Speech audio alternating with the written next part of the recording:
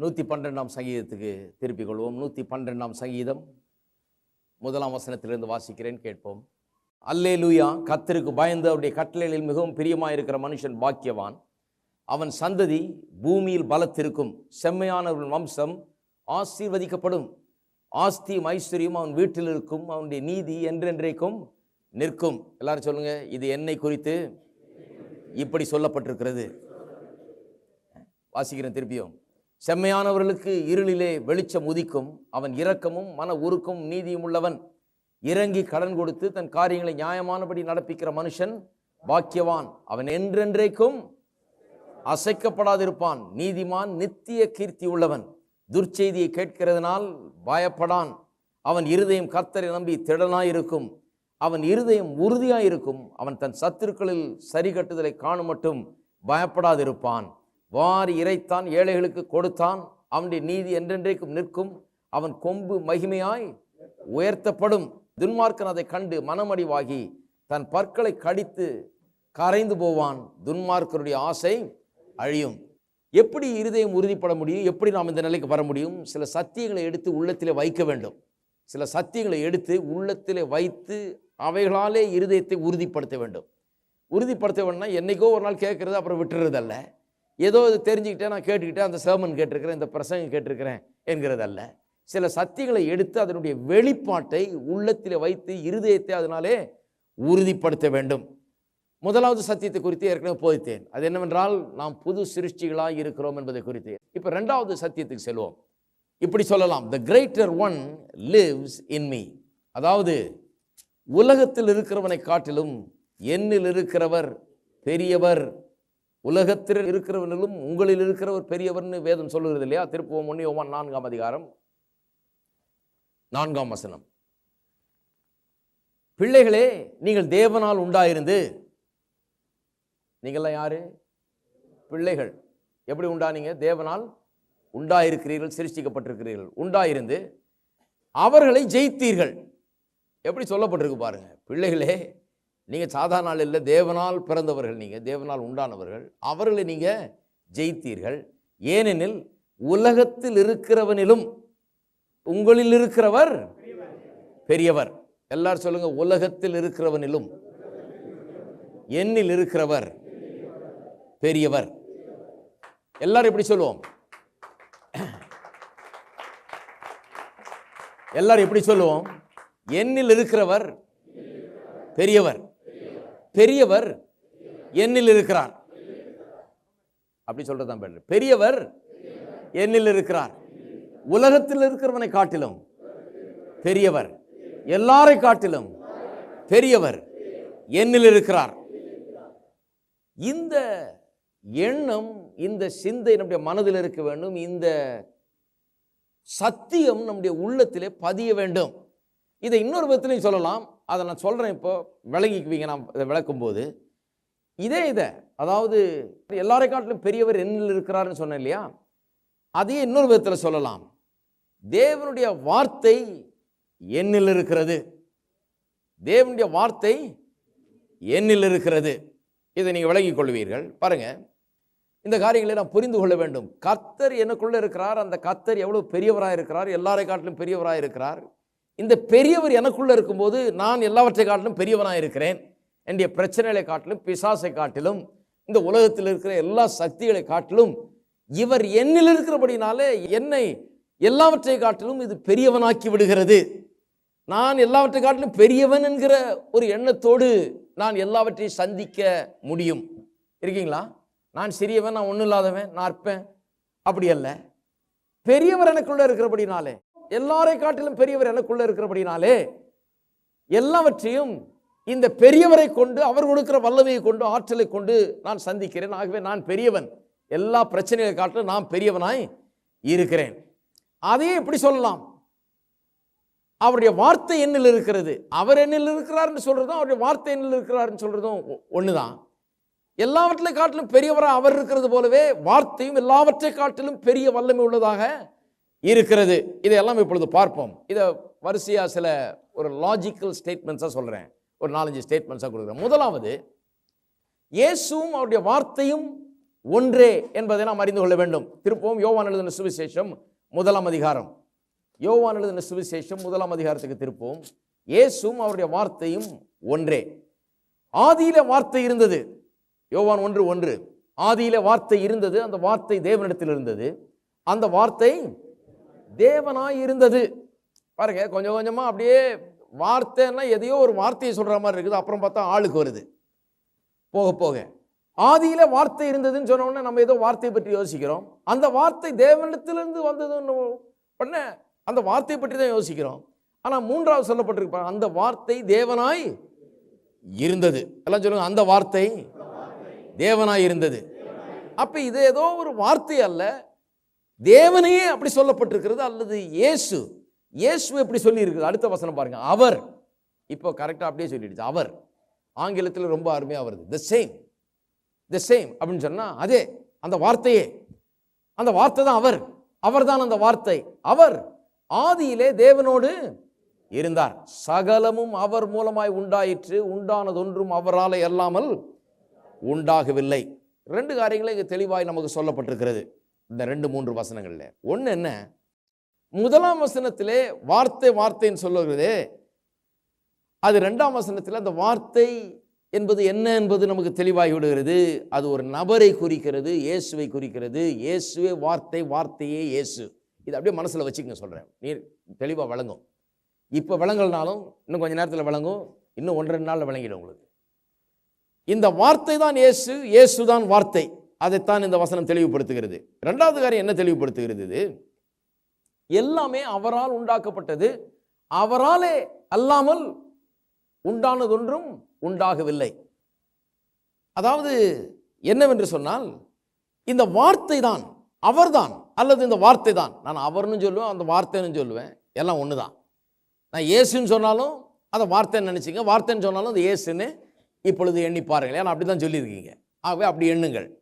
அப்ப அவராலே அல்லாமல் அல்லது அந்த வார்த்தையாலே அல்லாமல் ஒன்றும் உண்டாக்கப்படவில்லை. உண்டாக்கப்பட்டது எல்லாமே, உண்டானதொன்றும் அவராலே அன்றி உண்டாகவில்லை அப்படின்னு சொன்னா, அந்த வார்த்தை தான் எல்லாவற்றிற்கும் ஆதாரமாக இருக்கிறது. எல்லாம் அதிலிருந்து தான் வந்தது, எல்லாவற்றையும் உண்டாக்கினது அதுதான். ஒன்றுமே அது இல்லாமல், அந்த வார்த்தை இல்லாமல், அவர் இல்லாமல் உண்டாக்கப்படவில்லை. அதை ரொம்ப ஸ்பெஷல் மென்ஷன் கொடுத்துருக்கீங்க, விசேஷமாக சொல்லப்பட்டிருக்கிறது. இப்படி சொல்லியிருக்கலாம், சகலமும் அவர் மூலமாக உண்டாயிற்றுன்னு சொல்லிட்டு அப்படியே 4ஆம் வசனத்துக்கு போயிருக்கலாம், அப்படியே தொடர்ந்து அந்த அடுத்த சென்டென்ஸே விட்டுருக்கலாம். ஆனால் வேத வசனம் ஒரு சில காரியங்களை அழுத்தி நமக்கு கற்பிக்கிறது. சகலமும் அவர் மூலமாக உண்டாயிற்றுன்னு சொன்னாலே புரிஞ்சுக்கலாமே, எல்லாம் அவர் மூலமாக உண்டாயிற்று. அடுத்தது என்ன சொல்லியிருக்குது, உண்டானதொன்றும் அவராலே அல்லாமல் உண்டாகவில்லை அப்படின்னு சொன்னா, அவருக்கு அப்பாற்பட்ட விதத்தில் எதுவுமே உண்டாகவே இல்லை.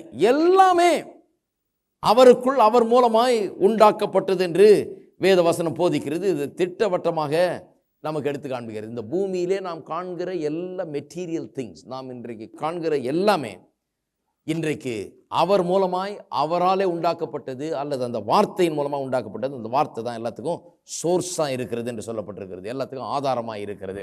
சரி, 2வது, எல்லாமே வார்த்தையினால் உண்டாக்கப்பட்டிருக்கிறபடினாலே, இந்த ஸ்டேட்மெண்ட்ஸ் எழுதி வச்சுக்கிட்டீங்கனால விளங்கிட்டேன் நான். எல்லாமே வார்த்தையினால் உண்டாக்கப்பட்டிருக்கிறபடினாலே விசுவாசம் என்னும் சக்தி தான், அல்லது விசுவாசம் என்னும் அந்த ஃபோர்ஸ், அந்த வல்லமை தான் எல்லாவற்றையும் சிருஷ்டித்த வல்லமை என்று நான் உங்களுக்கு சொல்லுகிறேன். எல்லாமே வார்த்தையினால் உண்டானது என்று சொல்லப்பட்டிருக்கிறதுனாலே நான் சொல்லுகிறேன், வார்த்தையினால் உண்டாச்சுன்னா எல்லாம் விசுவாசத்தினாலே உண்டானது. விசுவாசம் என்கிற சக்தி வார்த்தையினாலே வெளிப்பட்டு எல்லாவற்றையும் உண்டாக்கி இருக்கிறது. இதை ஏன் சொல்லுகிறேன் என்பதை கொஞ்ச நேரத்தில் புரிந்து கொள்வீர்கள். எல்லாம் எப்படி உண்டானது? வார்த்தையினால உண்டானது. வார்த்தை என்னத்தை கொண்டு வருகிறது? வார்த்தை விசுவாசம் என்னும் மலைகளை கூட பெயர்க்கக்கூடிய சக்தி. மலையை பெயர்க்கிறது ஒன்றும் இல்லை, ஏன்னா மலையை உண்டாக்குனதே இதுதான்.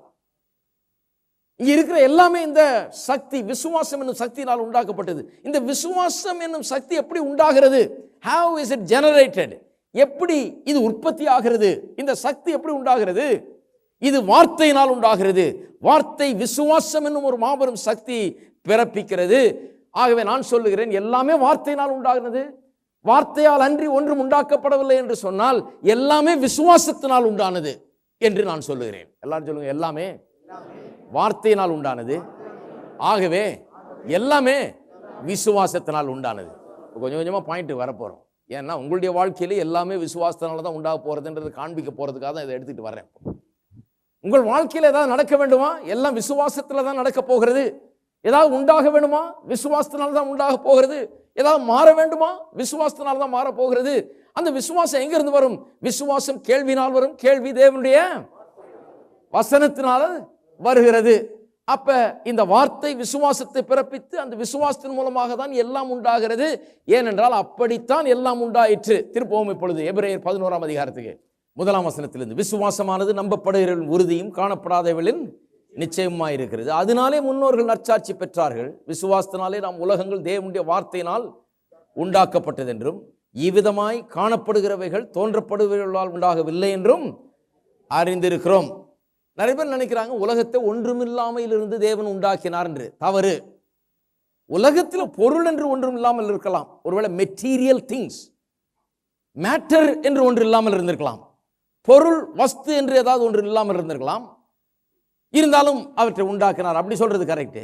ஒண்ணுமே இல்லை, ஒண்ணுமே இல்லாததிலிருந்து எதோ ஒன்று உண்டாக்கினார்னு சொல்றது தவறு. ஏனென்றால் காணப்படுகிறவைகள் தோன்றப்படுகிறவைகளால் உண்டாகவில்லை என்று சொல்லப்பட்டிருக்கிறது. காணப்படுகிறவைகள், இன்றைக்கு நாம் பார்க்கிறவைகள், இன்றைக்கு நாம் பார்க்கிறோம், இந்த பொருட்களை எல்லாம் பார்க்கிறோம், இவைகள் எல்லாம் தோன்றப்படுகிறவைகளால் உண்டாகவில்லை. அப்படின்னா என்ன அர்த்தம்? காணப்படுகிறவையிலிருந்து இவையெல்லாம் உண்டாக்கப்படவில்லை, காணப்படாத ஒன்றிலிருந்து இவைகள் எல்லாம் உண்டாக்கப்பட்டது. அப்படிதான் சொல்லியிருக்குது வேதம். எல்லாம் நத்திங்ல இருந்து வரல, நத்திங்ல இருந்து சம்திங் வரல, சம்திங்ல இருந்து சம்திங் வந்திருக்குது. ஏதோ ஒன்றிலிருந்து இவைகள் எல்லாம் வந்திருக்கிறது. எப்படி வேதம் போதிக்கிறது என்று சொன்னால், காணப்படுகிறவைகள் எல்லாம், இன்றைக்கு நாம் கண்ணால பார்க்கிற காரியங்கள் எல்லாம் கண்ணால பார்க்கிற காரியங்களிலிருந்து உண்டாக்கப்படவில்லை, கண்ணால பார்க்க முடியாத காரியங்களிலிருந்து, தோன்றப்படாதவைகளிலிருந்து உண்டாக்கப்பட்டது. அது எது?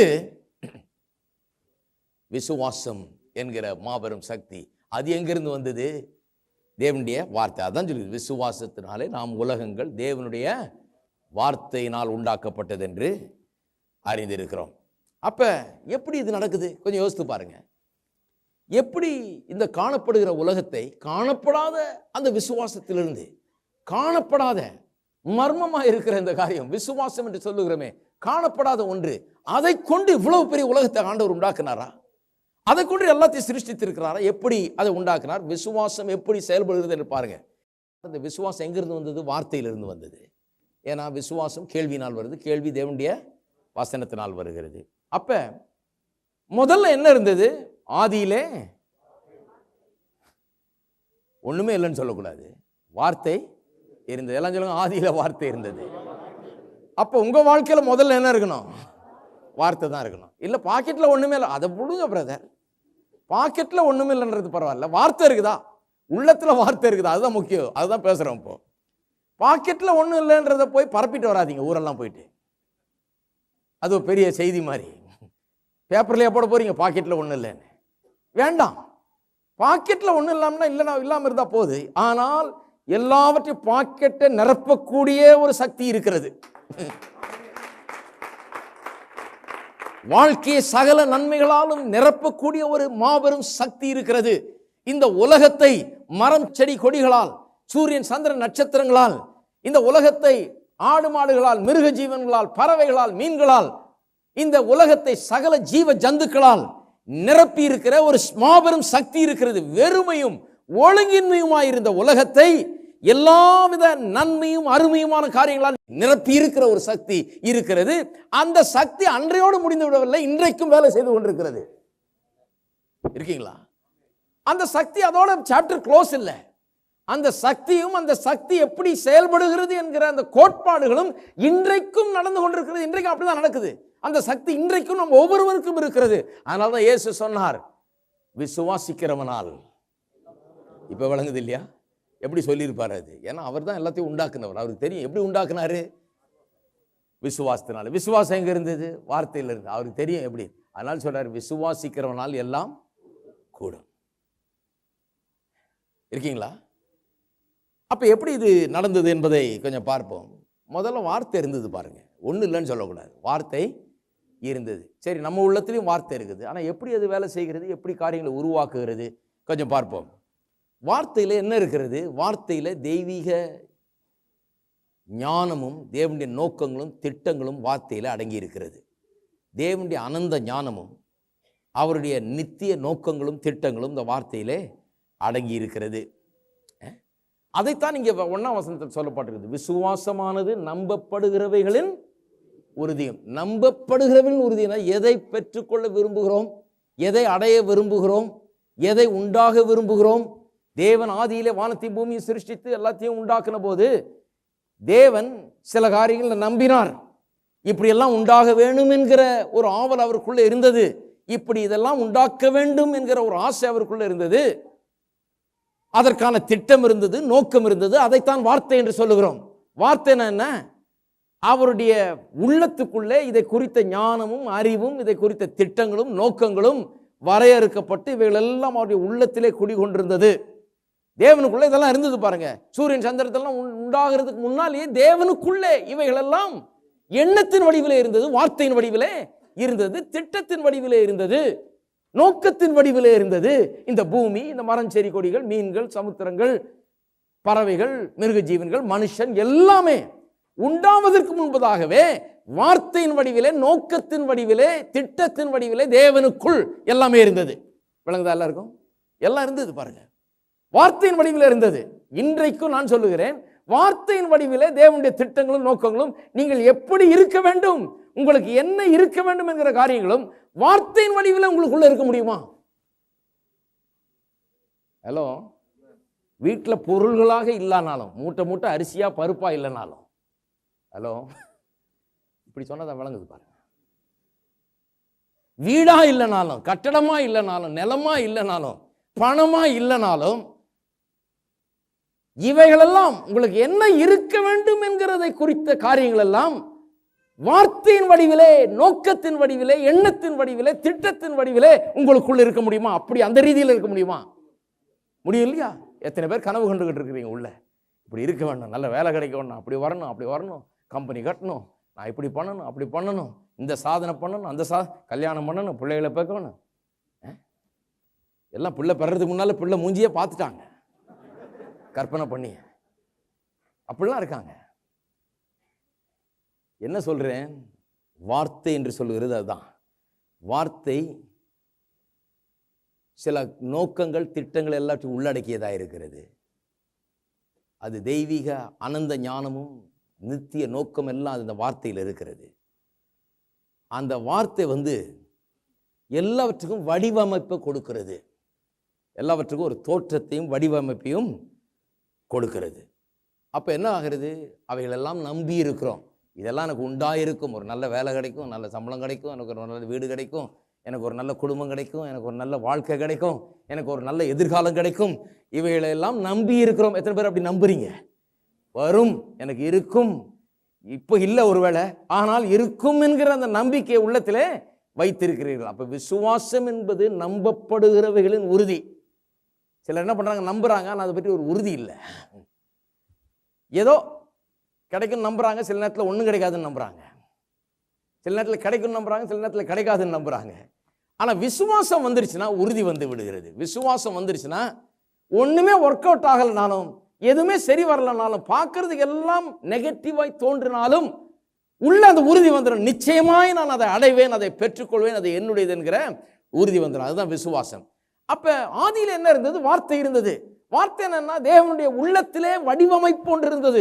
எப்படிப்பட்ட உலகம், எப்படிப்பட்ட மனுஷன், எப்படிப்பட்ட மிருக ஜீவன்கள், எப்படிப்பட்ட பறவைகள், எப்படிப்பட்ட காரியங்களால் இந்த பூமி நிறைந்திருக்க வேண்டும் என்பது ஒழுங்கின்மையும் வெறுமையுமாய் பூமி இருந்த போவே தேவனுக்குள்ள இருந்தது. இன்னும் பூமியை உண்டாக்குறதுக்கு முன்னாலும் தேவனுக்குள்ளே இருந்தது. இவைகள் எல்லாம் அந்த வடிவிலே, வார்த்தையின் வடிவிலே தேவனுக்குள் இருந்தது. அப்புறம் என்ன பண்ணார் தேவன்? என்ன பண்ணியிருப்பார்? உள்ள இருக்குது, அந்த எண்ணங்கள்லாம் இருக்குது, வார்த்தையின் வடிவில் இருக்குது. என்ன பண்ணியிருப்பார்? இதுக்கு தான் பிரசங்கியார் தேவை, சொல்றதுக்கு தான். நீங்க சொல்ல முடியல பாருங்க. நான் சொல்றேன், நான் என்ன பண்ணியிருப்பாருன்னு சொல்றேன். தேவன் தினந்தோறும் இதே பேசிட்டு இருந்திருப்பார். இப்படி சூரியன் சந்திரன் நட்சத்திரங்களை இப்படி எல்லாத்தையும் உண்டாக்க போறேன். எங்கேயா இருக்குது அது? பைபிள்ல ஆதியாகமம் 1:26 திருப்பங்கள் சொல்லி இருக்கிறது அங்கே. அப்பொழுது தேவன் என்ன சொன்னாராம்? பிதா குமாரன் பரிசுத்த ஆவியானவர் அங்கே ஒரு கமிட்டி போட்டு பேசுறாங்க. என்ன சொல்லுகிறார் தேவன்? நம்முடைய சொந்த சாயலும் ரூபத்திலும் மனுஷனை உண்டாக்குவோமாக. நான் சொல்றேன், இதுதான் நடந்துட்டு இருக்குது. நித்தியமாய் என்ன நடந்துகிட்டு இருக்கிறது? அந்த பரலோகத்திலே தேவனுடைய வாசஸ்தலத்தில் நடக்கிறது என்ன? மனுஷன்றதை கற்பனை பண்ணி வச்சுட்டாரு தேவன் உள்ள. மனுஷனை குறித்த எண்ணங்கள் இருக்குது, நோக்கங்கள் இருக்குது, திட்டங்கள் இருக்குது, எல்லாம் இருக்குது. மனுஷனை குறித்த பேச்சும் அங்கே இருக்கிறது. அவன் எப்படிப்பட்ட மனுஷனா இருப்பான், எப்படி வாழ வேண்டும், என்ன நோக்கம், என்ன திட்டம், எல்லாவற்றை பற்றியும் மனுஷனை உண்டாக்குவதற்கு முன்பதாகவே தேவன் பேசிக் கொண்டிருக்கிறார். நம்முடைய சொந்த சாயலும் ரூபத்திலும் அவனை உண்டாக்குவோமாக. அப்ப உண்டாக்குவோமாக சொல்றப்ப மனுஷன் உண்டாகல, அதற்கு அப்புறம் தான் அவனை உண்டாக்கினார். அப்ப உண்டாக்க ஒரு திட்டம், நோக்கம், எண்ணம், வார்த்தை வடிவிலே அவருக்குள்ளே இருந்தது. அந்த உள்ளே அந்த வடிவமைப்பின்படி ஒரு பேச்சும் இருந்தது. அதை பேசிக்கொண்டே இருக்கிறார். உண்டாக்குவோமாக, இப்படி உண்டாக்குவேன், இப்படிப்பட்ட ஒரு உலகத்தை உண்டாக்குவேன். அப்ப மனுஷனை உண்டாக்குவோமாக சொன்னா நான் நினைக்கிறேன் மனுஷனுக்கு எப்படிப்பட்ட ஒரு ஏதேன் தோட்டத்தை உண்டாக்குவேன் என்பதையும் பேசி இருக்கிறாரு. எப்படிப்பட்ட ஒரு மீட்பை உண்டாக்குவேன் என்றும் பேசி கொண்டிருந்திருப்பார் என்று நான் நினைக்கிறேன். இயேசுவை கொண்டு ஒரு மீட்பை எப்படி உண்டாக்குவேன் கண்டிப்பா பேசியிருப்பாரு. ஏனென்று சொன்னால் வேதம் சொல்லுகிறது வெளிப்படுத்தல, இயேசு கிறிஸ்து உலக தோற்றத்துக்கு முன்பாகவே அடிக்கப்பட்ட தேவாட்டுக்குட்டி. 2000 வருஷத்துக்கு முன்னால் தான் அடிக்கப்பட்டாரு.